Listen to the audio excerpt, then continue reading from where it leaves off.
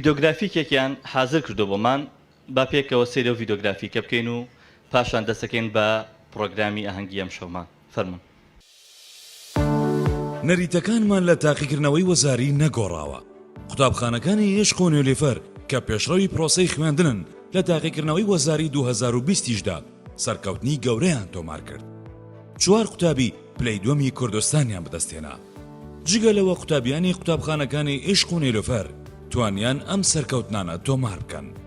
1 قوتابی لە پلەی 4ەم، 2 قوتابی لە پلەی 5ەم، 6 قوتابی لە پلەی 6ەم، 1 قوتابی لە پلەی 7ەم، 3 قوتابی لە پلەی 8ەم، 2 قوتابی لە پلەی 9ەم، 2 قوتابی لە پلەی 10ەم.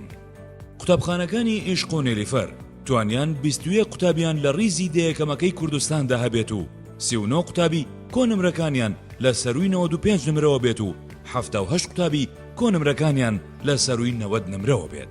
پیرۆزبایی لە قوتابیان و خانەوادەکانیان دەکەین.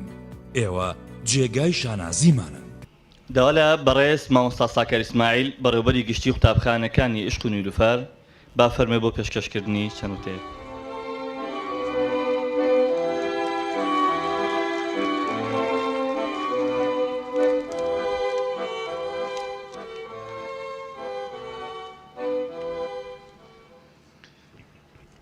بەناوی خۆی بەخشندە و میهرەبان، بەڕێز سەرۆکی پەرلەمان، بەڕێز ڕاوێژکاری وەزیری پەروەردە، بەڕێز بەڕێوەبەری گشتی پەروەردەی هەولێر، بەڕێز یاریدەدەری بەڕێوەبەری گشتی پەروەردەی هەولێر، دایکان و باوکانی ئازیز، قوتابیانی خۆشەویست، خۆشحاڵین کە بۆ جارێک سر بە یەک دەگەینەوە بۆ ئاهەنگ جێران بۆ سەرکەوتنی قوتابیە بەرزەکان و قوتابیە لێهاتووەکانمان. بەڕێزان، قوتابخانەکانی عێشق و نیلوفەر وەک یەکەم قوتابخانەی ئەهلی لە کوردستان نزیکەی 26 ساڵە خزمەت بە بواری پەروەردە و فێرکردن دەکات.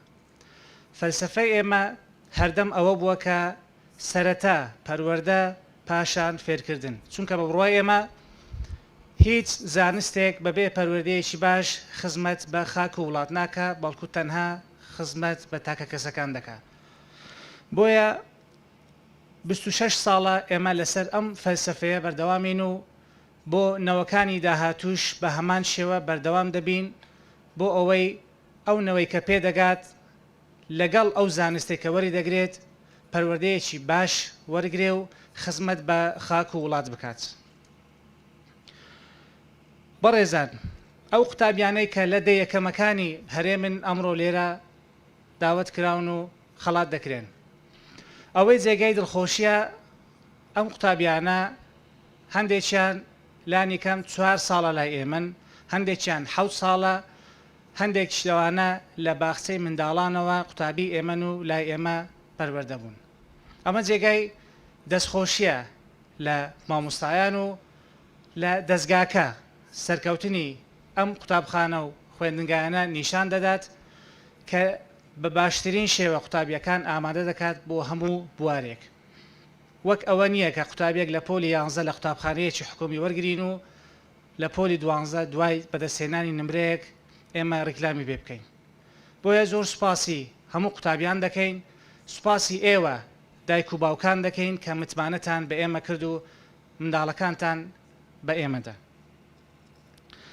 لێرەدا بە پێویستی دەزانم ئاماژە بەوە بکەم کە قوتابیانی خۆشەویستی ئێمە ئیتر قۆناغی ئامادەیان تەواو کرد، ئیتر ئامادەن بۆ ژیان، ئیتر لە هەنگاو دەنێن بۆ قۆناغێکی گەورەتر کە قۆناغی زانکۆیە و هیوادارین قوتابیانمان ئەو بەشانە هەڵبژێرن کە خۆیان ویستیان لەسرە، چونکە بە بڕوای ئێمە ئەگەر قوتابی ویستی لەسەر بوارێک بێت بێگومان دەتوانێت داهێنان بکە لەو بوارە. ئێمەش پێویستمان بەو جۆرە داهێنانە هەیە، ئیتر نەوەی خۆمان و کەسی خۆمان شتی وا دروست بکەن و بدۆزنەوە و داهێنانی وا بکەن کە هەموو مرۆڤایەتی سوودی لێ بینی و استفادە لێ بکات. لە کەوتاییدا دەمەوێت سوپاسێکی بێپایانی وەزارەتی پەروەردە و بەڕێوەبەری گشتی پەروەردەی هەولێر بکەم کە توانیان ئەم ساڵ بە سەرکەوتویی بەڕێ بکەن و نهێڵن کە ئەم ساڵی خوێندن لە قوتابیەکانمان بفەوتێت چونکە هەموو شتێک دەگەڕێتەوە بەڵام ئەو کاتەی کە لە قوتابی و لە خوێندن دەڕوات بە هیچ شتێک ناگەڕێتەوە بۆیە دەستخۆشیان لێ دەکەین و سوپاسیان دەکەین بۆ ئەو جهود و ماندووبوونە کە بە حەکیمانە لەگەڵ زروفەکەدا ڕاهاتن و قوتابیانە ڕاهێنا و سوپاس بۆخوا ئەم ساڵا بە باشترین شێوە بڕێوەچوو و هیوادارین و متمانەمان پێیانە کە بە هەمان شێوە بە بڕیارێکی حەکیمانە بۆ ساڵی داهاتوش پلانی خۆیان هەیە و ئینشاءالله ئیعلانی دەکەن و ئێمەش بە پەرۆشەوە تامەزرۆی بینینی قوتابیەکانمانین ئینشاءالله ئێمەش بە قوتابیەکانمان شاد دەبینەوە و هیوادارین خوای گەورە ئەم پەتایە لەسەر هەموو مرۆڤایەتی هەڵگرێ و هەموو مرۆڤایەتی دووبارە وەکو جاران بە یەک بگەنەوە و بتوانن یەکتر لە باوەش بگرن. دووبارە سوپاسی دایکان و باوکان دەکەین وەکو باسمان کرد کە متمانەیان بە ئێمە کرد و منداڵەکانیاندا ئێمەش پێیان دەڵێن هەوڵ دەدەین و هەوڵمان داوە کە لە شوێن متمانەی ئێوە بین سوپاس بۆخوا ئێستا بەرهەمی ئەو متمانەیە هەردوو لامان دەبینین و پێی دڵخۆشین.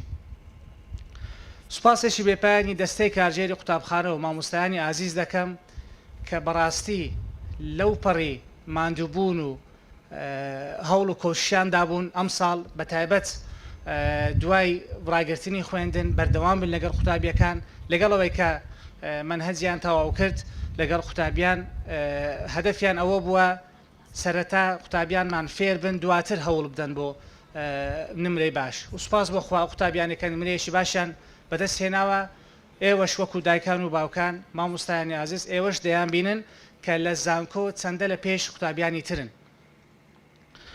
دووبارە سوپاسی ئەو قوتابیە خۆشەویستانە دەکەم و پێیان دەڵێم ئێوە سەرکەوتنێکی واتان بەدەستهێنا کە بوونە جێگای شانازی ئێمە و خانەوەدەکەتان و مامۆستایانتان و هیوادارین لە داهاتوشدا ببنە جێگای شانازی هەموو کوردستان کە بەو شوێنانەی دێچن لە زانکۆکان بتوانن داهێنان بکەن و ئەو داهێنانێک کە دەیکەن سوود بگەێنن بە هەموو مرۆڤایەتی. دووبارە بە خێراتنی هەموو لایەک دەکەم زۆر سوپاس.